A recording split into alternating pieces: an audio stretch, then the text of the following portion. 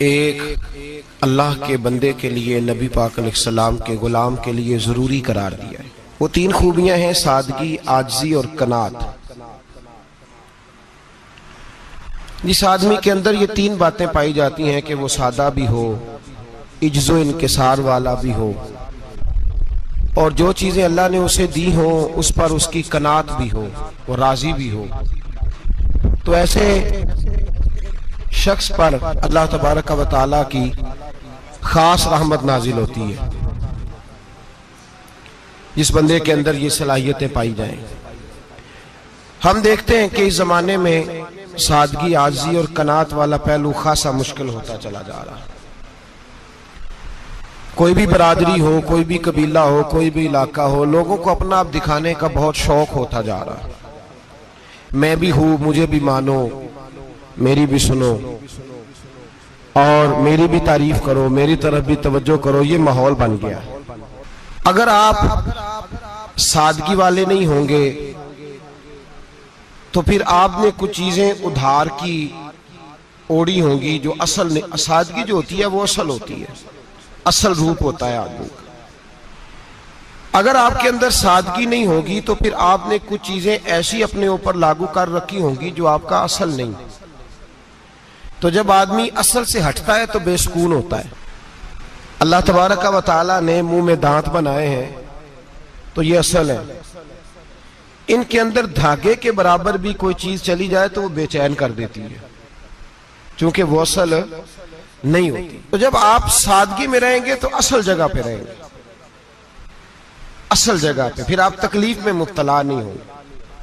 आजिज़ी का मतलब ये होता है कि आप अल्लाह के किसी बंदे को हकीर ना समझें, छोटा ना समझें, जलील ना समझें। एक होती है एहसासे कमतरी, कि समझना कि मैं माली तौर पे मेरे पल्ले कोई शय नहीं है, देखो कितना, ये एहसासे कमतरी है। आजिज़ी ये होती है कि ये ना समझ ले बंदा कि मेरे अंदर सलाहियत ज्यादा है, ये कमी है, ये छोटा है, ये निकम्मा है, ये बिल्कुल गुनाहगार है, ये तकब्बुर है। आजिज़ी से रहे, अल्लाह के हर बंदे को अपने से अफजल समझे, आजिज़ी के साथ रहे।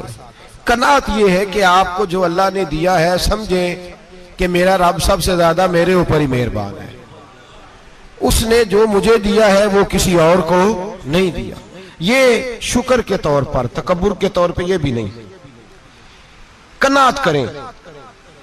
आजिज़ी जब आपके अंदर होगी, सादगी होगी, तो जिंदगी इत्मीनान से गुजरेगी, सुकून से गुजरेगी।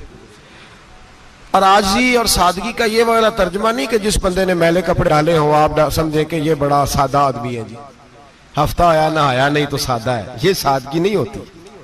नफासत तो हुसैन है इस्लाम का। नबी पाक सल्लल्लाहु अलैहि वसल्लम ने एक मालदार आदमी को फटे पुराने कपड़े पहने हुए देखा था तो हुजूर ने मना किया था। फरमाया अगर अल्लाह नेमत देता है तो बंदे पर उसका असर देखना भी पसंद फरमाता है। अच्छे कपड़े छोड़ दें तो आप सादा हो गए, ये मतलब नहीं। बहुत सारे गरीब लोग भी सादे नहीं होते, जो हर वक्त कहता रहता है मैं किसी चौधरी को कुछ नहीं समझता, तो वो सादा है। जो कहता रहता है कोई नहीं मेरी नजर में, मैं आप बड़ा सियाना हूं, फलाना बंदा आया तो मैंने लाजवाब कर दिया, दो बातें नहीं फिर वो कर सका आगे से, तो आप सादे। आप तो बड़े महान तेज आदमी है भाई, आप तो अपनी करामत सुना रहे। सादगी का मतलब है बेतकल्लफ जिंदगी, जिसमें कोई तकल्लुफ ना पाया जाए। जो बंदा हो वही वो बयान करे, ये सादगी है। ये सादगी के खिलाफ है कि आप जो नहीं है वो आप। मेरा एक तजर्बा है, इसको आप कुरान और हदीस का निचोड़ ना समझिएगा, मेरी जाती बात है तो इसको जादी रहने दीजिएगा। कभी कभी मैं परेशान होता हूँ। आप किसी की दावत खाने जाए ना, वो अकीके की हो, वलीमे की हो, कोई भी हो, अच्छा जब आप खा लेते हैं ना तो फिर वो आदमी मुतालबा करता है कि आप उसकी तारीफ करें, फिर उसका ये मुतालबा होता है। वो बिल्कुल मेरी तरह का देहाती भी हो तो कहता मैं मुंडिया नूं कल आख्या कि लियाओ फिर कोई कट्टा चंगा तगड़ा जिहा, अज जी आखन ना कि जनाब एदी दावत सी ते इस पकाए कुछ नहीं। वो फिर जिसले कट्टा एडा वधिया लिया के नाई अगे रखिया तो उन्हें पहली बारी इंज दा वेखिया, उन्हें फिर बनाया कि कमाल कर छड़ी। मुतालबा क्या है उसका भला? तुहानू आखे कि जिंज दी तुसां रोटी पकाई मैं कदे नहीं खाधी, ये हर आदमी का मुतालबा, हर आदमी। जनाब मैं सवेरे गया हूं तो ताजी सब्जी स्पेशल आपके लिए मैं लेके आया हूं, और ये वो वाली लाया हूं जो मिलती नहीं थी पूरी दुनिया से, सिर्फ मुझे मिली है। तो ये आजिज़ी नहीं, ये सादगी नहीं, ये बनावट है। ये मैं अमीर गरीब, ये सारे लोग ये काम करते हैं, सारे। जो हम नहीं वो हम बन के दिखाते हैं, जो हम हैं नहीं वो हम बनते हैं। उसका नुकसान ये होता है कि जब वो चीज जो असल नहीं होती वो आती है तो तकलीफ देती है। नबी पाक अलैहिस्सलाम की जिंदगी सादी थी। किस तरह की सादी थी? दो जुमले, हजरत अब्दुल्ला इब्ने अब्बास के दो जुमले और बात खत्म कर दी। फरमाते हैं मेरे रसूल पाक अलैहिस्सलाम की जिंदगी सादी थी। ये कैसी सादी थी? फरमाते हैं जो मिलता था हुजूर पहन लेते थे, जो सामने आता था खा लेते थे। कोई तकल्लुफ नहीं कि मैंने ये नहीं खाना, ये खाना है, ये नहीं लेना, ये लेना है। ये मिजाज नहीं, तबीयत नहीं। हमारी तो पसंद नापसंद होती है ना। हुजूर को कद्दू ज्यादा पसंद था, ये तो आपको हदीस में मिलेगा, ये तो मिलेगा। लेकिन ये नहीं मिलेगा कि नबी पाक सल्लल्लाहु अलैहि वसल्लम को गंदम नापसंद थी, ये नहीं मिलेगा। आपको ये तो मिलेगा कि रसूल पाक को दूध ज्यादा पसंद था, ये नहीं मिलेगा कि सादा पानी नापसंद था। ये तो आपको मिलेगा कि नबी करीम सैयद आलम सल्लल्लाहु अलैहि वसल्लम जमीर पर सोने को पसंद करते थे। ये नहीं मिलेगा कि चारपाई पर सोने को नापसंद करते थे। यानी हुजूर की जिंदगी सादी है, उसमें तकल्लुफ हमारी पसंद नापसंद होती है, और जो जोश है हमें पसंद नहीं वो फिर है ही नहीं सही, वो गलत हो गई फौरन, वो सिरे से उसका कोई असर ही नहीं रहा, वो बिल्कुल तबाह हो गई। मेरे हबीब पाक सैयद आलम अलैहिस्सलाम ने सादी जिंदगी गुजारी और आजिज़ी वाली जिंदगी गुजारी। हम लोग आजिज नहीं होते, आजिज नहीं हो। अगर हम लोग आजिज हो जाए तो लड़ाइयां खत्म हो जाए। हर खानदान में हर घर में लड़ाई है, इसका मतलब है कि आजिज़ी, जहां आजिज़ी होती है वहां लड़ाई, वो लड़ाई नहीं होती, झगड़ा नहीं होता। हमारा भाई से, भतीजे से, भांजे से, बीवी से, ससुराल वालों से, रिश्तेदारों से, भाइयों से अगर इख्तलाफ चल रहा है और हर जगह चल रहा है तो सारी जगह तो गलतियां नहीं ना पाई जाती, कहीं हमारी भी गलती होती है। तो ये जो इख्तलाफ चल रहे हैं और सुलह नहीं हो रही, इसकी वजह यह है कि हमारे अंदर आजिज़ी इनकिसारी हो, तो फिर तो झगड़ा ही कोई नहीं। मेरे नबी पाक अलैहिस्सलाम की जिंदगी में आजिज़ी है, इनकिसारी है। इसलिए हुजूर ने कभी लंबी चौड़ी बातें नहीं सुनाई। सहाबा कहते हैं नबी पाक अलैहिस्सलाम तकरीर छोटी करते थे, नमाज लंबी पढ़ते थे। तकरीर, नमाज, हमारी बातें लंबी और नमाजें अल्लाह अकबर, उल्ट बिल्कुल सिलसिला। नबी पाक अलैहिस्सलाम ने सादगी, आजिज़ी को अपनाया। बहुत गरीब आदमी, बड़ा माड़ा बंदा जो 100 रुपया दिहाड़ी लेता है, और बाहर जब वो दिहाड़ी करने गया है तो वो शाम को जब उसने ना समेटा है ना वो सीमेंट और रेत और वो सारी चीजें, तो वहां वो झाड़ू फेर के आया है। फेरते हैं ना जी मजदूर झाड़ू, ये काम वो करने को तैयार है, पर अपने घर में आके झाड़ू देने को तैयार नहीं वो, इसलिए कि ये उसकी मर्दानगी के खिलाफ है। बाहर जब वो गया है, किसी होटल में काम कर रहा है, टाई पैंट कोट पहन के वो बड़ा अच्छा, वहां अगर उसको बर्तन धोने पड़े तो धो लिए, बल्कि अगर नाराज ना हो जाए बाहर रहने वाले साथी, तो ढेरों लोग बाहर जाके होटलों में बर्तन मांजते हैं, लेकिन वहां उनके रोब को, उनके नाम को कोई धब्बा लगता, लेकिन घर के अंदर जिस बर्तन में उन्होंने खुद रोटी खाई है, अगर उनको ये कह दिया जाए ना कि ये धो लो, तो फिर तो तलाक तक नौबत आ जाती है, फिर तो मसला खराब है। फिर तो हो सकता है कि बीवी की अम्मा की भी खैर ना हो, तुझे उसने सिखाया ही कुछ नहीं, मुझे ही तूने कह दिया उठ जा। ये हमारा हाल है, और है हम सारे आजिज़ मिस्कीन, है हम सारे माड़े गरीब, ये सारा अपनी जगह तय। लेकिन जहां डटना है, बल्कि यूं समझ लें कि जहां रोब ना चला वहां मिस्कीन हो गए, और जहां चल गया अब बादशाह हो गए। मेरे रसूल पाक सैयद आलम अलैहिस्सलाम का उसवा नूर सुनो, सैयदा तैयबा ताहिरा हजरत आयशा सिद्दीका रदी अल्लाह ताला अन्हा फरमाते हैं, हुजूर घर में आते, अगर घर के अंदर झाड़ू देने वाला है तो मुस्तफा ने उठा के काम करना शुरू कर दिया है। ये मामूली बात नहीं, अगर हजरत फातिमा ज़हरा की चक्की पीसने के लिए फरिश्ते आ सकते हैं तो रसूल पाक के घर का काम करने के लिए भी आ सकते हैं, आ सकते हैं। लेकिन मेरे नबी पाक सल्लल्लाहु अलैहि वसल्लम घर में अपने कपड़े धो लेते, फट जाते तो हुजूर सी लेते। यहां तक कि हजरत आयशा फरमाती है एक दिन हुजूर ने कहा खाना पकाओ, तो मैंने कहा कनीज आटा गूंद रही है।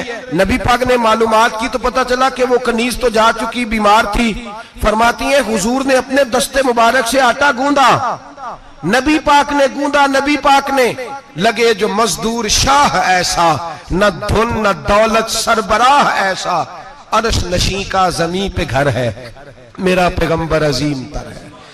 नबी पाक ने आटा गूंदा और आटा गूंद के फरमाया आयशा आओ रोटी पका दो, मैंने आटा गूंद दिया है। ओ भाई मैं बहुत बड़ा नवाब हूं मैं आजिज मिस्कीन, लोगों की मैं कमियां कोताहियां सुनाता हूं, लेकिन अगर जरा सा भी हाथ हिलाना पड़े तो उस वक्त ना जहां रोब चलता है वहां तो चलाना चाहिए ना। जितना हमारा दबदबा बनता है आजिज़ी इनकिसारी, ये इंसान को संवारती है, ये उसको सुकून देती है, ये उसके अंदर पैदा करती है वो चीज जो उसे अल्लाह के करीब करती है। अगर आप बड़े हैं तो फिर आप बड़े ही रह जाएंगे, बन कुछ नहीं सकेंगे। अगर आप में तकब्बुर है तो फिर अना का बुत कायम हो जाएगा, बन कुछ नहीं सकेंगे आप। हर आदमी को अपना आप दिखाने का शौक है, बनाने का शौक है, शोहरत, नाम भरी, अपने आप को जाहिर करना, बताना। 1,44,000 सहाबा थे मेरे रसूल पाक के, सारे कहिए सल्लल्लाहु अलैहि वसल्लम। जब हुजूर का नाम सुने तो दरूद पाक पढ़ा करें सल्लल्लाहु तआला अलैहि वसल्लम। 1,44,000 सहाबा थे, काम कर गए, किसी ने नाम नहीं बनाया, काम किया। शायद चंद 100 के नाम किताबों में मिलते हो, बाकियों ने काम किया, नाम पर तवज्जो ही नहीं। और कुछ ऐसे भी थे जो आए नहीं, बात मानी है मेरे नबी पाक की। हजरत वैसे करनी रदी अल्लाह, तशरीफ नहीं लाए, घर रह के वे हुजूर की बात मानी है। माँ की खिदमत करो, नहीं आए, खिदमत करी, तशरीफ नहीं लाए, घर रह के बात मानी। दर्जा क्या दिया मेरे रसूल पाक अलैहिस्सलाम ने? ड्यूटी लगाई मौला अली शेर खुदा की, हजरत उमर फारूक रदी अल्लाह ताला, फरमाया मेरा जुब्बा ले जाना और मेरे अवैस से मिलना और उसे कहना मेरी उम्मत की बख्शिश की दुआ मांगे। भाई घर रह के बात मानी, कोई शोरा नहीं, कोई नाम नहीं। इमाम अब्दुल वहाब शौरानी कहते हैं करन के लोग उन्हें रोड़े मारते थे और उनसे पूछते थे तेरा नाम क्या है, तो जनाबे वैसे करनी फरमाते थे अगर तो कयामत में बख्शा गया तो नाम बता दूंगा, और अगर वहीं अड़ गया तो नाम से क्या रह जाएगा, यहां तो लिखा रह जाएगा। और फिर दुआ मांगी, इमाम शौरानी ने लिखा है दुआ मांगी हजरत अवैस करनी ने, ए अल्लाह मैंने जिंदगी छुप के गुजारी है, मुझे जाहिर ना करना, मैं सिरापा मखजन राज था और रहा था मुद्दतों राज में, ये तो तेरा शौक के दीद कशा कशा मुझे खींच लाया मजाज में।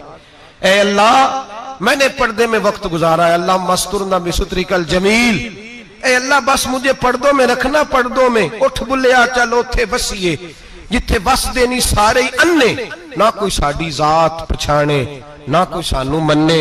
ए अल्लाह मुझे पर्दा दे, शोहरत नहीं चाहिए, मेरा नाम ना हो, कोई जाने कोई पहचाने ना, बस मैं तेरा हूं तो छुप के तेरे पास आ जाओ।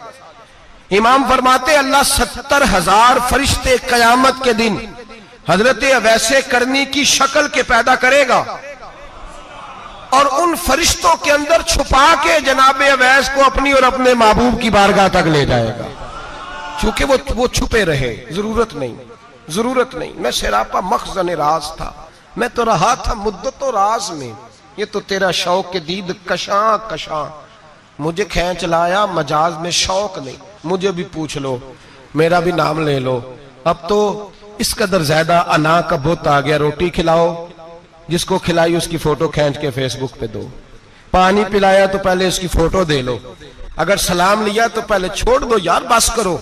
ये अना के बुत बना लिया हम लोगों, किस चक्कर में पड़ गई है दुनिया। एक गरीब को 2, 4, 5 रुपए क्या दे दिए, एक आटे का थैले का दे दिया, 4 अखबारों में खबर दे दी, ये आजी है, ये तरीका है।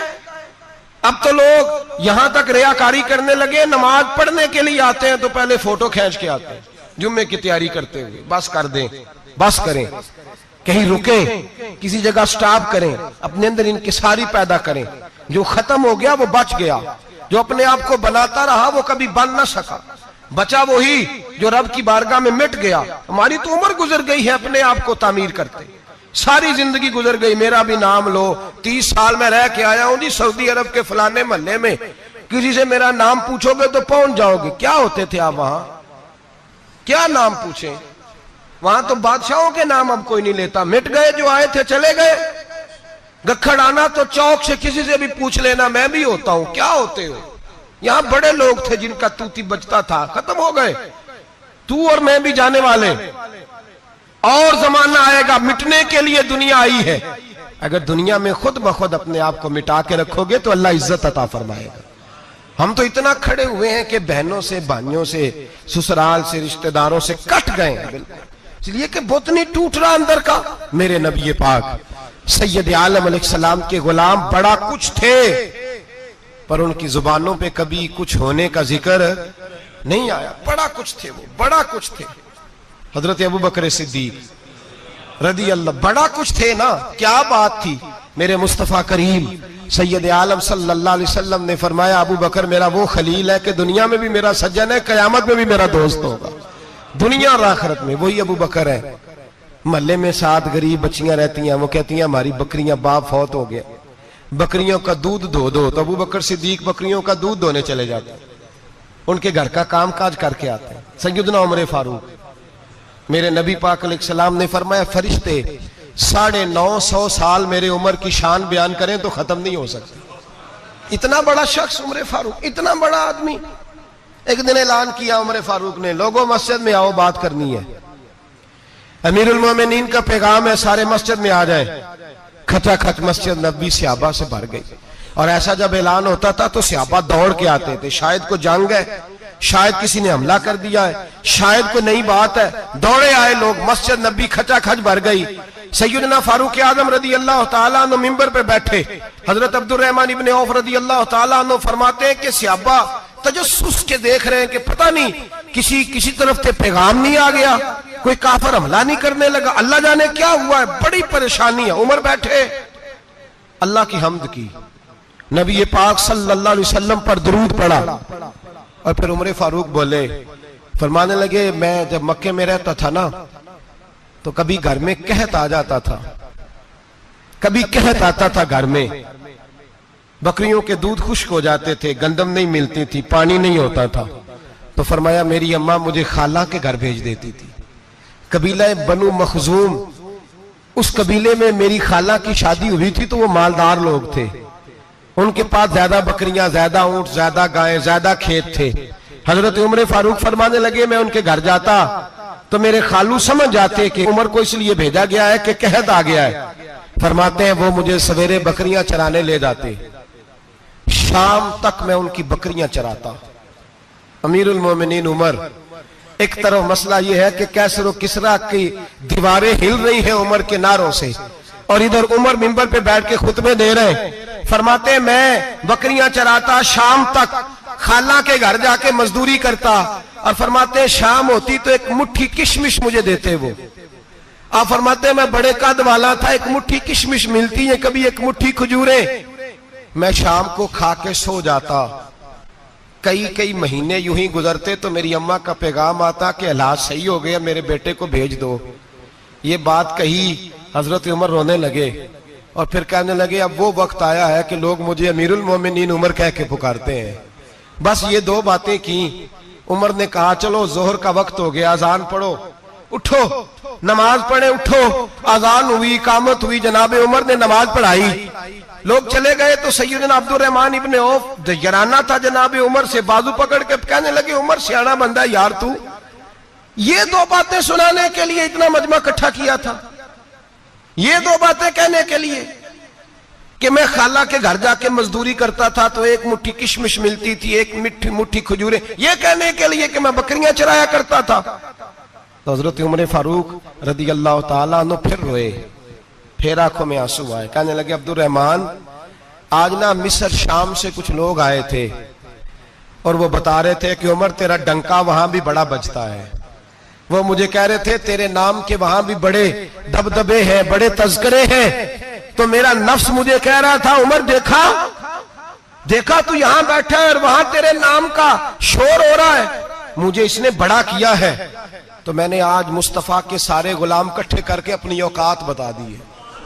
मैंने अपनी औकात बताई है कि मैं कुछ नहीं, कोई शय नहीं, कोई चीज ही नहीं, असी किसी दे कुछ नहीं जे लगदे, ना कोई साडा दर्दी। मैंने बताया है कि मैं तो किसी के बकरियां चरा के एक मुट्ठी किशमिश लेके गुजारा किया करता था। गुजारा मुझे मेरे कुछ साथी ना ले गए गुजरांवाला सर्दियों के मौसम में, मुझे कहने लगे स्वेटर पसंद कर लें अपनी मर्जी का।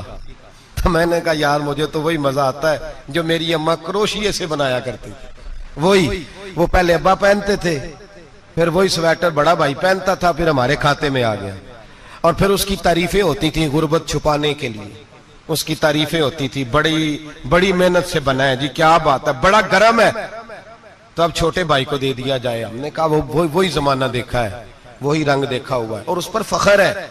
अब तो लोग जब कुछ हो जाता है ना, 2-4 लोग जानने लगते हैं तो लोग फटाफट दावा कर देते हैं खानदानी रईस आजम हो, बड़ी बात है। ऐसी कोई बात नहीं। जिसको अपना आप याद रहता है उसे खुदा भी याद रहता है, जिसे अपना आप याद रहता है उसे रसूलुल्लाह भी याद रहते हैं, जिसे अपना आप याद रहता है उसकी नजर में दूसरे लोग भी कुछ होते हैं।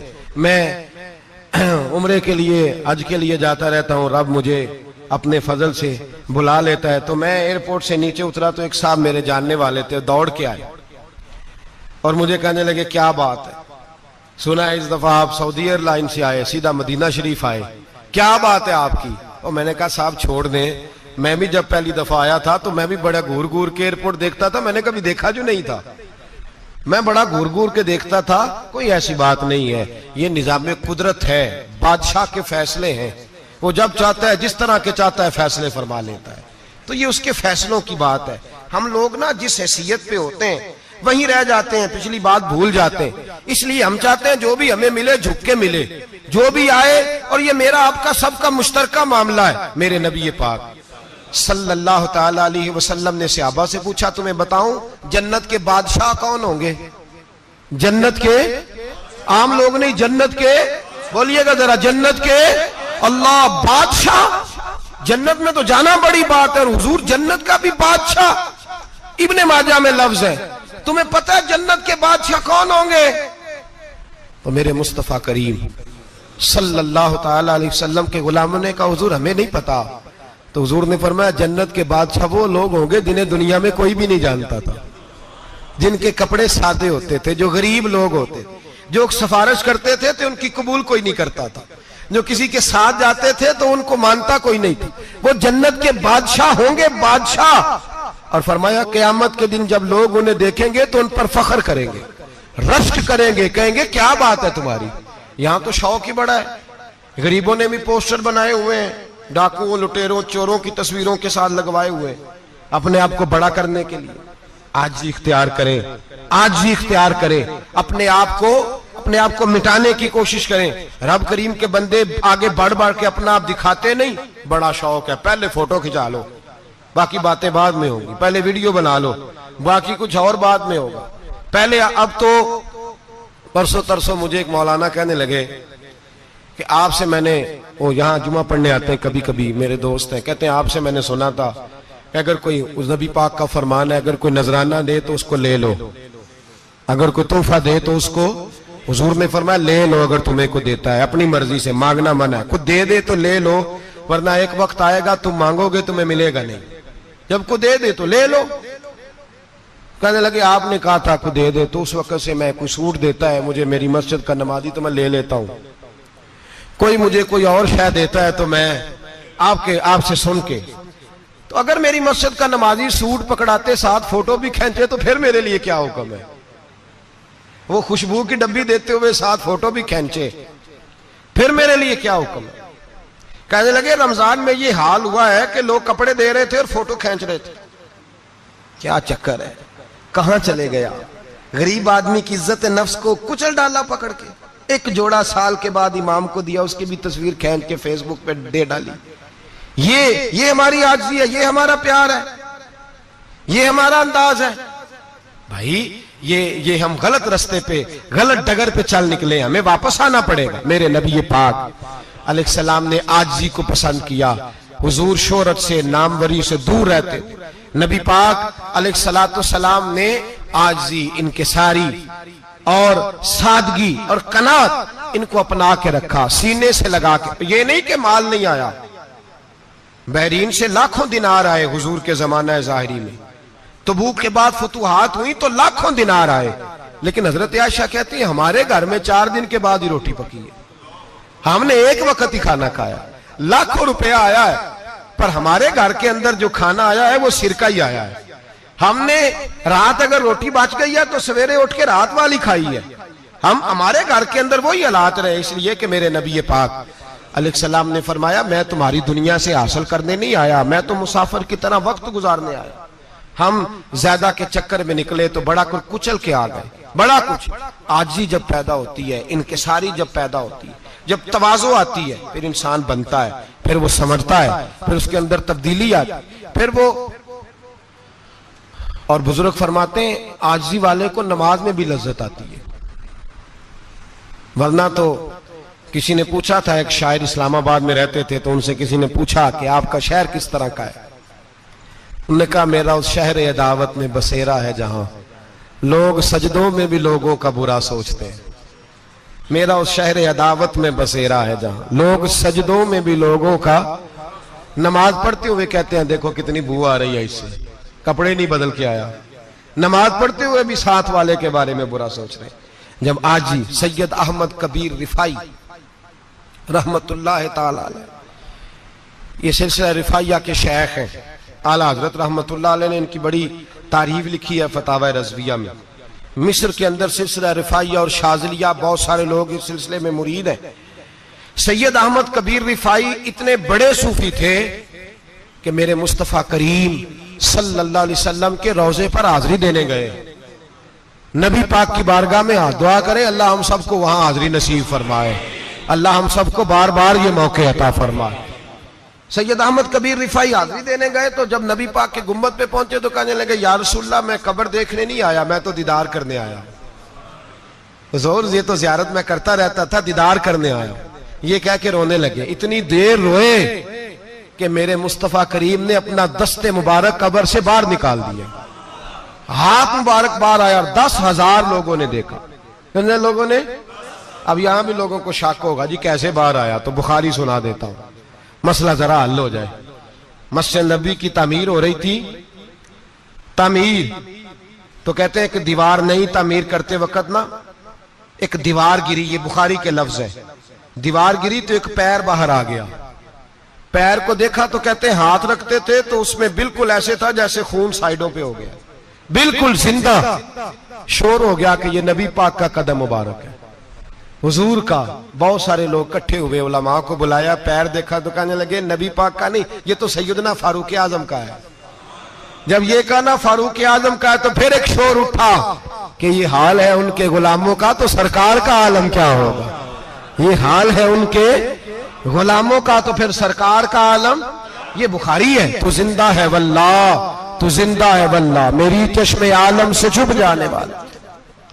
सैयद अहमद कबीर रिफाई इतने बड़े, नबी पाक सल्लल्लाहु अलैहि वसल्लम ने दस्ते मुबारक बाहर निकाला, 10,000 लोगों ने देखा। किसी ने हजरत सैयद अहमद कबीर रिफाई से पूछा कि बाबा इतना बड़ा दर्जा, इतना बड़ा मकाम कैसे मिला? तो बाबा जी कहने लगे जिंदगी में कभी किसी को हकीर नहीं समझा, किसी को कभी हकीर, कभी किसी को अपने से कमतर नहीं समझा। तो अल्लाह ने देखे ना, अगर आप नहीं समझेंगे तो उसके लिए भी आपको उन्वान मिल जाएंगे, और अगर समझना है अपने आप को बड़ा तो उसके लिए भी मौके मिल जाते हैं। हजरत शफीक बल्खी बहुत बड़े सूफी बुजुर्ग हुए, पर नौजवान थे, जवानी में ही अल्लाह ने बड़ा मर्तबा दिया। हजरत अब्दुल्ला बिन मुबारक बूढ़े थे, दोनों एक महफिल में इकट्ठे हुए। अब बगदाद सारा मानने वाला था और दोनों का मानने वाला था। आखिर में दुआ बुजुर्ग कराया करते थे महफिल के इख्तिताम पर। हजरत शफीक बल्खी जनाब अब्दुल्ला बिन मुबारक से कहने लगे आप दुआ करें, आप दुआ करें, आप बुजुर्ग हैं। अब जिसने जो मानना है उसे उसके लिए उन्वान भी मिल जाएगा। हजरत सैयदना अब्दुल्ला बिन मुबारक कहने लगे बेटे तू दुआ कर, तेरी उम्र थोड़ी है, तेरे गुनाह भी थोड़े हैं, तेरी उम्र थोड़ी है, तेरे गुनाह भी थोड़े हैं, तो सैयदना शफीक बल्खी कहने लगे, नहीं हुजूर आप दुआ करें, आपकी उम्र ज्यादा है तो नेकियां भी तो ज्यादा ही है ना, नमाजें भी तो आपकी ज्यादा है ना, रोजे भी तो ज्यादा, रमजान भी तो आपकी उम्र में ज्यादा है ना, आज भी तो आपने ज्यादा। अगर आपने किसी को अपने से बड़ा समझना है तो उन्वान आपको मिल जाए, छोटा समझना है तो उसके लिए भी उन्वान आपको। बात तो ये है कि आप क्या करना, अगर आप किसी को हकीर समझना चाहते हैं तो बात खत्म हो गई। सैयद अहमद कबीर रिफाई फरमाते हैं, जिंदगी भर कभी किसी को हकीर नहीं समझा। अल्लाह की सारी मखलूक की क्या बात है। अल्लाह कुरान में कहता है, इन्नल्लाह ला यस्तही अन यदरिब मसलन मा बऊदतन फमा फौकहा। अल्लाह शर्म नहीं करता कि एक मच्छर की मिसाल बयान करे या उससे भी कमतर। अल्लाह मच्छर की बात करता है इतना बड़ा होके, वो कहता है मैं करूंगा, मेरी मखलूक जो है तो हजरत अहमद कबीर रिफाई फरमाने लगे, मैंने कभी किसी को हकीर, बोलिए कभी किसी को हकीर। हम लोगों के पास उन्वान बड़े हकीर समझने के लिए, हम समझ लेते हैं। अमीर आदमी कहता है गरीब मेहनत क्यों नहीं करता, मेहनत करे अमीर हो जाएगा, उन्वान हुआ कि ना तनकीद करने का। 4 बच्चे हैं, करे कमाई, अमीर हो जाएंगे। अब वो हकीर समझ रहा है गरीब को, गरीब भी अमीर को हकीर समझता है। वो भी कहता है जो इसने कमाया सारा ही हराम है, जायज एक पैसा नहीं, उसने भी हकीर समझ लिया। यानी वो ये कह रहा है कि मैं हलाल खाता हूं, ये अमीर हराम खाते हैं, तो बात खत्म हो गई। उसने भी हकीर समझ लिया, इसने भी हकीर समझ लिया। अब उन्वान ही था ना, अगर उन्वान बदल लेते तो बात बन जाती। अमीर अगर ये कहता कि मैं इस गरीब की मदद करूंगा इसलिए कि पैसे मेहनत से नहीं मिलते, खुदा के फजल से मिलते हैं, तो वो ये ना कहता कि ये मेहनत करता तो आगे चला जाता। और गरीब अगर समझता इस बात को तो ये ना कहता अमीर सारे हराम ही खाते हैं, वो कहता भाई रब ने जो मेरे लिए पसंद किया मुझे दिया, जो इसके लिए पसंद किया इसे दिया, बात खत्म हो गई, झगड़ा खत्म। उन्वान तो मिल जाएगा आपको, मुस्बत भी और मनफी भी। तो अच्छी बात नहीं कि मुस्बत इख्तियार करें। सैयद अहमद कबीर रिफाई कहते मैं गुजर रहा था, एक दिन मेरे साथ ऐसा हुआ कि मैं गुजर रहा था खेत के अंदर से, इधर भी पानी था इधर भी पानी था। होता है ना पानी पानी होता है फसलों में कई दफा। कब होता है ज्यादा पानी? नहीं, जब कद्दू करी है जी, वो जब कद्दू करते हैं ना तो दोनों जाने पानी भरा होता है ना जी, वो ट्रैक्टर भी पानी में चलता है। मैं पेंडू हूं ना, मुझे ज्यादा पता है तो क्या हालात होते हैं। तो वो इधर भी पानी इधर भी पानी, तो दरमियान में से वो मुंडेर होती है छोटी सी, बाटा खीदा अपनी जुबान है। तो कहते इधर भी पानी था इधर भी पानी था। सैयद अहमद कबीर रिफाई कहते हैं मैं गुजर रहा था, असर की नमाज का टाइम हो गया, मैं जल्दी जल्दी जा रहा, सामने से कुत्ता आ गया। इंसान अशरफुल मखलूकात है, लेकिन वो अल्लाह का शुक्र करेगा कि उसने मुझे अशरफ बनाया है। ये नहीं कह सकता कि ये मखलूक हकीर है, ये बुरी है, ये नहीं कह सकता। शुक्र करे कि मुझे अल्लाह ने अशरफुल। सैयद अहमद कबीर रिफाई कहते कुत्ता आ गया सामने से। अब कुत्ता आया तो मुझे जल्दी थी, कुत्ता भी भीगा हुआ था। अब मेरा दिल करे कि कुत्ता नीचे उतरे तो मैं गुजरूं, कुत्ता खड़ा है कि ये साइड पे हो तो मैं गुजरूं। कहते हैं देर हो गई, तो मुझे डर लगता था, मैंने कभी कुत्ते को भी नहीं झिड़का था, कभी कुत्ते को भी, अपनी इतनी हैसियत ही नहीं, झिड़का ही नहीं कभी किसी को। आप फरमाते हैं देर हो गई तो मैंने कहा या अल्लाह, हजरत सैयद अहमद कबीर कहते हैं मैंने कहा या अल्लाह इस कुत्ते को जुबान ही दे दे, मैं इसे कुछ समझा ही दूं, इसे जुबान ही दे दे, तू तो कादर मुतलक है। उसे जुबान दे दी। तो मैंने कुत्ते से कहा नीचे उतर जा, मैंने नमाज पढ़नी है। तो कहने लगा बाबा जी आप उतर जाए, आप उतर जाए, आप उतर जाए, मैं क्यों उतरूं? तो सैयद अहमद कबीर रिफाई कहते हैं मैंने उससे कहा कि बात यह है कि मेरे ऊपर नमाज फर्ज है, तेरे ऊपर फर्ज नहीं, तो मैंने नमाज पढ़नी है। अगर मैं खेत में उतर गया तो कीचड़ है, मेरे कपड़ों को मिट्टी लग जाएगी, पता नहीं पानी पाक है कि नापाक है, तो तू उतर जा, तेरे ऊपर नमाज नहीं फर्ज, तो मुझे जाने दे। तो सैयद अहमद कबीर रिफाई कहते हैं उसने ऐसी बात की कि मेरे ऊपर वजब तारी हो गया।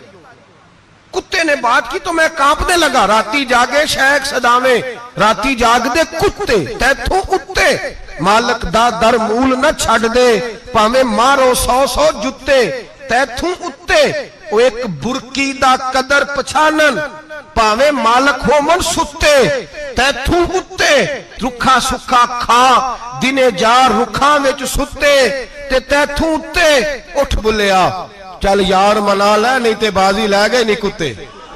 उठ बुलिया चल यार मना लै, नहीं ते बाजी लै गए कुत्ते ते तैथू ते। सैयद अहमद कबीर रिफाई कहते हैं वो मुझे कहने लगा आप उतर जाए, तो मैंने कहा भाई मेरे ऊपर नमाज फर्ज है, तेरे ऊपर फर्ज नहीं, तू उतर जा, मेरे कपड़े आलूदा हो जाएंगे तो क्या करूंगा। तो कहते हैं उसने बात की तो मैं घबरा गया और छलांग लगा के मैं खेत में उतर गया। मुझे कहने लगा बाबा जी कपड़े अगर आपके कीचड़ से आलूदा हो गए तो पानी से साफ हो जाएंगे, और अगर मुझे हकीर जान के आपका दिल आलूदा हो गया तो 7 समुद्रों से भी साफ नहीं होगा। कपड़े पानी से धुल जाएंगे और दिल अगर तकब्बुर से आलूदा हुआ तो 7 समुद्रों से भी सही हो सकता ना। ना ना हकीर नहीं जानना, ना मौलवी को, ना सूफी को, ना दरवेश को, ना खेत में काम करने वाले को, ना पट्टे पे मजदूरी करने वाले को, ना गाड़ी का शीशा साफ करने वाले को, ना तेल डालने वाले को, ना किसी को हकीर ना जान, ना किसी के हाल पे तंज कर, ना किसी के गम का मजाक उड़ा, वो जिसे चाहे जैसा नवाज दे। ये मिजाज लुत्फे रसूल है। ना कोई आया लेके चला गया, कोई उम्र भर भी ना पा सका। मेरे मौला तुझसे गिला नहीं, ये तो अपना अपना नसीब है भाई, हकीर नहीं जानना। सैयद अहमद कबीर रिफाई फरमाते हैं वो कुत्ता तो गुजर गया, मैं दौड़ा घर गया, जाके मैंने गुस्ल किया, कपड़े बदले। फरमाते हैं पहले भी मैं असर पढ़ता था, पर आज जब नमाज पढ़ी तो बड़ा ही मजा आया। मैं सर सजदे में रखूं मेरा उठाने को जी ही ना चाहे, मैं रुकू में जाऊं तो मेरा सर उठाने को दिल ही ना चाहे। मेरा दिल करे आज मगरिब लेट हो जाए, आज सूरज देर से गुरूब हो, मैं आज सारा दिन असर ही पढ़ता रहूं। भाई जब तू आजिज़ी वाली पढ़ता है, जब तू इनकिसारी वाली पढ़ता है, जब तू हजरत सैयदना मुआविया बिन खुतैज रदिया, एक हजरत मुआविया बिन सुफियान है, एक मुआविया बिन खुतैज सहाबी है, वो कहते हैं मैं जंग फतह करके आया तो सख्त गर्मी का मौसम था, मुझे पता था कि उमर फारूक दोपहर को आराम कर रहे होंगे। आप फरमाते मैं मस्जिद नबी में बैठ गया, एक बच्ची जनाब उमर के घर से निकली तो मुझे कहने लगी मुआविया आपका नाम है? मैंने कहा हाँ। अंदर जाके जनाब उमर को बताया तो उमर दौड़े आए, और जब आए तो सर पे टोपी कोई नहीं, पैरों में जूता कोई नहीं।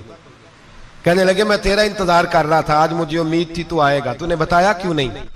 तो मैंने कहा हुजूर मुझे पता है रात सारी आप चेहरे पे कपड़ा डाल के मदीने की गलियों में रहते हैं, तो दोपहर को आप आराम करते होंगे, इसलिए मैंने कोशिश की कि आपको बेदार ना करूं, आप आराम कर रहे होंगे, इसलिए ये मैंने कोशिश की कि मैं बैठता हूं मस्जिद में आराम करता हूं, जब आप आएंगे तो देखी जाएगी। हजरत उमर फारूक ने जलाल किया, फरमाया तू मुझे गाफिल समझता है कि मैं सो जाऊंगा?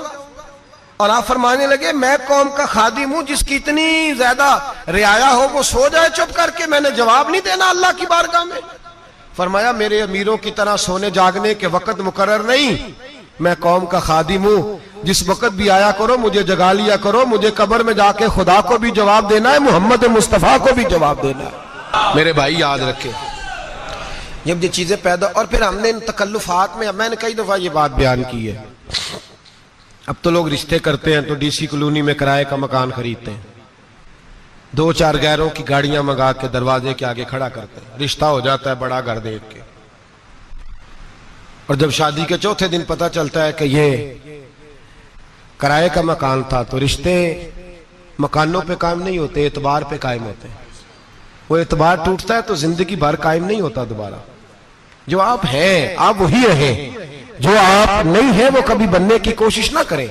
और मेरे अजीज ये भी याद रखें आजिज़ी आपको सवार देगी, और वैसे भी हम अल्लाह के हुजूर जाने वाले, अगर पर्दों में छुप के चले जाएंगे तो बच जाएंगे, और अगर हम अपना आप दिखाते ही रहें, सारी जिंदगी इसी चक्कर में रहें कि मुझे भी पूछो, मुझसे भी मुशावरत करो, मेरी भी बात सुनो, तो ये अना की दौड़ तो खत्म ही नहीं होती। हिर्स सिर्फ पैसे की नहीं होती, हिर्स हवस शोहरत की भी होती है। और नबी पाक सल्लल्लाहु अलैहि वसल्लम ने इसको भी बयान फरमाया है कि ये जो तेरे अंदर चीज पैदा होती है ना, मैं जाना जाऊं पहचाना जाऊं, इससे भी अपने आप को बचा। सहाबा के बाद जिस शख्स की खिलाफत सबसे मजबूत हुई वो हजरत उमर बिन अब्दुल अजीज थे। इतनी बेहतरीन खिलाफत की कि लोगों को हजरत उमर का जमाना याद आ गया। हजरत उमर बिन अब्दुल अजीज इराक में रहने वाली एक औरत थी, उस औरत का खामद फौत हो गया तो 5 बच्चियां यतीम थी। वो इराक से चली और जनाब उमर बिन अब्दुल अजीज के पास आई कि आप मेरी बच्चियों का वजीफा लगा दें। वो कहती है जब मैं पहुंची ना यहां तो अब तो इस्तकबाल आना जाना बड़े मामलात है। अब तो बच्ची की बारात आए और 5, 7, 10, 20 लोग दरवाजे पे खड़े ना हो तो बारात नाराज हो जाती है, कहते हमारा इस्तकबाल ही किसी ने नहीं किया। तो इस्तकबाल तो अब इस तरह है जिस तरह नशा नहीं होता, ये इस्तकबाल की हालत है, अमीरों से लेके गरीबों तक। मुझे पूछा ही नहीं, किसी ने कुर्सी नहीं दी, आगे नहीं बिठाया, ये वाला मामला है। और मैं मेरी तरह के लोग, नेक लोगों की बात नहीं करता। अब तो हम देखते हैं फला मौलाना का इस्तकबाल हो रहा है, फला के लिए लोग खड़े हो रहे हैं, नारे लग रहे हैं। और अब तो मैं देखता हूं ऐसे ऐसे हाथ लहराते हैं सूफी और दरवेश कहलाने वाले, जैसे सियासी लीडर लहराया करते हैं। ये क्या तरीका हुआ? ये कौन सा तर्ज जिंदगी? मेरे नबी पाक सल्लल्लाहु अलैहि वसल्लम ने फरमाया जो ख्वाहिश करे कि मैं आऊं और लोग खड़े हों वो तो जहन्नमी है, तो दोज़खी है। सारे वही तरीके हम इख्तियार करते जा रहे हैं, वही प्रोटोकॉल है हर जगह। वो लोग जिनके दरवाजे खुले होने चाहिए थे वहां भी हर वक्त के लिए मामला तय हो गए। याद रखें मेरे नबी पाक अलैहिस्सलातु वस्सलाम ने जो तालीमात दी, हजरत उमर बिन अब्दुल अजीज रहमतुल्लाह ताला अलैह, औरत कहती है मैं पहुंच गई, मैंने लोगों से पूछा घर कहां है, तो कहा वो जहां बोरी लटक रही है ना बाहर, टाट का पर्दा लगा हुआ है, वो हजरत उमर बिन अब्दुल अजीज का घर है। कहती है मैं दरवाजे पे दस्तक दी, एक औरत ने दरवाजा खोला तो मुझे बीबी जान के अंदर बुलाया। तो उनके घर के अंदर जब मैं दाखिल हुई तो बड़ा सारा सेन था, एक तानिम कुआं लगा था, एक तरफ एक बड़ा दरख्त था और एक छोटा सा बनाई हुई थी जगह बर्तन धोने के लिए। और बीबी ना बर्तनों को मिट्टी लगा के साबुन लगा के बैठी हुई थी, काम कर रही थी वो औरत। मुझे उसने दरख्त के नीचे बिठाया, पानी पिलाया। कैसे आई हो? मैंने कहा अमीरुल मोमिनीन से मिलना है। कहने लगी बैठो थोड़ी देर में आ जाते। कहती थोड़ी, मैंने समझा घर की कोई मुलाजमा है, मैं बैठ गई। थोड़ी देर गुजरी, फिर दस्तक हुई, उस बीबी ने उठ के दरवाजा खोला। तो जब वो शख्स अंदर आए तो कहने लगी बड़ी देर से बर्तनों को साबुन लगा के बैठी हूं, कहाँ रह गए थे? कहती है वो साहब कहने लगे बस जरा मसरूफ हो गया था, दौड़े गए, कुएं से पानी निकाला, बीबी को दिया, उसने बर्तन धोए। कहती है फिर थोड़ा सा सिरका और एक रात की रोटी वो लाई, उस शख्स ने खाई। मैंने कहा कि ये दोनों घर के मुलाजम है, मियां बीवी काम करते हैं। जब वो खाना खा चुके तो वो औरत मेरे पास आई, कहने लगी उठ के मिल लो अमीरुल मोमिनीन से। मैंने कहा कौन अमीरुल मोमिनीन? तो कहने लगी कब से तो आए हैं, ये जिसने कुएं से पानी निकाला यही मुसलमानों का अमीर है, और ये जिसने दरख्त के नीचे बैठ के सिरके से रोटी खाई है यही है। ये फरिश्तों की दास्तान नहीं, ये वो लोग हैं। मैं रात को भी कह रहा था एक जगह पे कि ये लोग जो है ना जिनका आप रोज शिकवा करते हैं हुकूमतें बड़ी खराब हैं, ये कोई नहीं खराब, बिल्कुल खराब नहीं। जितने सियासी लीडर हैं सारे सही हैं। खराब वो लोग हैं जो इन्हें वोट देकर लीडर बनाते हैं, बिल्कुल खराब नहीं। मैं तो इनके हक में होता जा रहा हूं। नाराज हो गए ना आप लोग? अल्लाह करे तुसी हो जाओ तो अगले इलेक्शन च सियाने भी हो जाओ, आमीन तो कह दे। मैंने कोई मशवरा नहीं देना, इसलिए कि मेरी नजर में कोई ऐसा शख्स नहीं जिसके लिए मैं आपसे कह सकूं कि वोट दें। और हम तो ऐसी बात करें तो कई लोग नाराज होकर चले जाते हैं, लेकिन कोई परवाह नहीं, इसलिए कि ये दीन मेरे नबी पाक का दीन सिर्फ मस्जिद का दीन नहीं। इंशाअल्लाह आइंदा जुम्मे नजरिया पाकिस्तान बयान करूंगा और बताऊंगा कि पाकिस्तान का मतलब क्या, ला इलाहा इल्लल्लाह मुहम्मदुर रसूलुल्लाह सल्लल्लाहु अलैहि वसल्लम। हुजूर का जो कुरान नाफज होगा मस्जिद में, वो कुरान कचहरी में भी नाफज होगा इंशाअल्लाह। और वो कुरान नाफज होने आया है, असेंबलियों में वही कुरान नाफज होगा इंशाअल्लाह। और यही चिराग जलेगा तो रोशनी होगी। बयान करेंगे और डट के बयान करेंगे, आपको बताएंगे। बात जो बात समझा रहा हूं फिल वक्त वो समझे, मुजरम वो नहीं जो बड़ा बन के लूटता है, मुजरम वो है जो उसको सपोर्ट करता है, जिसने उसे बड़ा बनाया है। ये याद रख लें, हमारी कोई बचत नहीं होगी, हमसे पूछा जाएगा। हम सारे कचहरी में खड़े होंगे, अल्लाह सवाल करेगा कि तुम बताओ तुम इनके मददगार क्यों बने थे, तुम सपोर्ट क्यों करते थे, ये पूछा जाएगा और हमने जवाब देना है। बहरहाल आमदाम बरसरे मतलब जनाब उमर बिन अब्दुल अजीज रहमतुल्लाह अलैह के वो बीबी गई तो कहने लगी कि ये अमीरुल मोमिनीन ने कहा, उठ के हाजिर हुई, कहा हुजूर मैं इराक से आई हूं, मेरा खामद फौत हो गया, मेरी 5 बेटियां हैं, वजीफा लगा दे। वो बीबी कहती है मेरा दिल था कि ये 3 बच्चियों का 100 दिनार साल का लगा देंगे तो बड़ी बात है। कहती है जब मैं उनके पास गई तो हजरत उमर बिन अब्दुल अजीज को बताया तो वो रोने लग गए और मुझसे माफियां मांगने लगे। मैंने कहा हुजूर आप क्यों माफी मांगते हैं? तो कहने लगे इसलिए माफी मांग रहा हूं कि तू मेरी रियाया में थी और तेरी 5 बच्चियां यतीम थी, तुझे खुद चल के आना पड़ा है। मेरा काम था तेरी खबर लेता, माफ कर दे अल्लाह की रिजा के लिए। उन्होंने वजीफा लिखना शुरू किया तो मेरी एक बच्ची का 1000 दिनार साल का लिखा। मैंने कहा अल्लाह तेरा शुक्र है।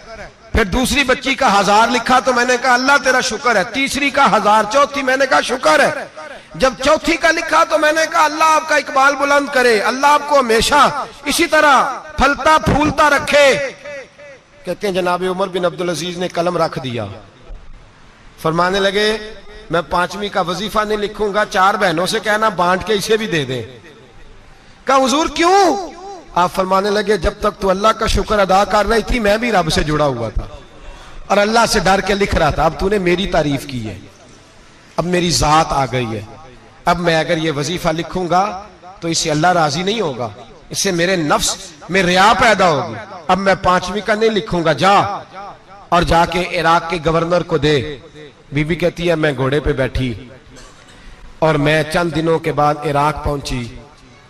जब सवेरे आके मैंने वालिए इराक को रुका दिया तो वो चीख मार के रोया। मैंने कहा क्या हुआ? तो कहने लगा बीबी आज रात को हजरत उमर बिन अब्दुल अजीज का इंतकाल हो गया, फौत हो गए, तो इंतकाल कर गए। कहती मैं भी तड़प के रोई। मैंने कहा मेरी यतीम बच्चियों का क्या बनेगा? तो वो गवर्नर कहने लगा तेरे वजीफे जारी रहेंगे, तुझे मिलते रहेंगे। तो कहने लगी कैसे? कहने लगा मैं अगर तो गवर्नर रहा तो तेरा वजीफा जारी रहेगा और अगर गवर्नरी से उतर भी गया तो मैं जाती तौर पे मालदार हूं, फिर भी तेरी बच्चियों के माहाना पैसे पहुंचते रहेंगे। मैंने कहा तू क्यों देगा? कहती वो रो पड़ा। कहने लगा अगर अमीर हजरत उमर बिन अब्दुल अजीज जैसे हो तो फिर अल्लाह गवर्नरों के दिलों में भी रहम डाल दिया करता है, फिर मेरे जैसे लोगों को भी वो बदल देता है। हजरत उमर बिन अब्दुल अजीज घर आए, 3 बेटियां थी। एक को आवाज दी, वो आई तो उसने मुंह पे हाथ रखा है। दूसरी को आवाज दी, वो आई तो मुंह पे हाथ रखा है। तीसरी को आवाज दी तो मुंह पे हाथ रखा है। आपने अपनी बीवी से कहा कि ये बच्चियां मुंह पे हाथ क्यों तीनों ने रखा हुआ, क्या बात है? तो बीबी रो पड़ी, कहने लगी 4 दिन हो गए मेरी बेटियां प्याज से रोटी खा रही हैं। 4 दिन हो गए, उनके मुंह से बदबू आती है, इसलिए वो आपके सामने आती हैं तो मुंह पे हाथ रख लेती हैं। 4 दिनों से बीबी रो रही है। हजरत उमर जलाल में आ गए। आप फरमाने लगे तू ये रो रही है, तू रोई है, तूने मेरे घर में रह के अल्लाह की नाशुक्री की है, तू शुक्र अदा नहीं करती कि 3 वक्त प्याज और रोटी तुझे घर की 4 दीवारी के अंदर मिल जाता? रो रही है। और मैं आ मेरे साथ बाहर निकल, तुझे वो लोग दिखाऊं जो झोपड़ियों में रहते हैं और मांग के खाते हैं। आ तुझे दिखाऊं। इतनी नाशुक्री कि घर के अंदर प्याज पहुंच रहा है, रोटी पहुंच रही है और तू कहती है मेरी बेटियां प्याज से खाती हैं, शुक्र कर फाके नहीं काटने पड़े। फिर अगले लफ्ज कहे तो रो पड़े। फरमाने लगे मैंने तो मुस्तफा के वो हालात भी सुने हैं जिसमें कई दिन बीबी फातिमा ने फाके किए। तू घर के अंदर प्याज पहुंच रहा है, तू अभी भी। सादगी, आजिज़ी और कनात नेमत थी इन लोगों की। हमारे यहाँ रोज शिकवा है, किस बात का? गाड़ी कोई नहीं। रोज रोना है, किस बात का? बंगला कोई नहीं। रोज रोना है, किस बात का? बैंक बैलेंस कोई नहीं। 10 जोड़े क्यों नहीं ईद पे आए? और ये सिर्फ औरतों का मसला नहीं, हमारे अंदर भी ये बात बदरजे औला। हम रोज अपने आप को मिस्कीन कहते हैं, गरीब कहते हैं, लाचार कहते हैं, मजबूर कहते हैं। कभी देखो जो झोंपड़ियों में रहते हैं।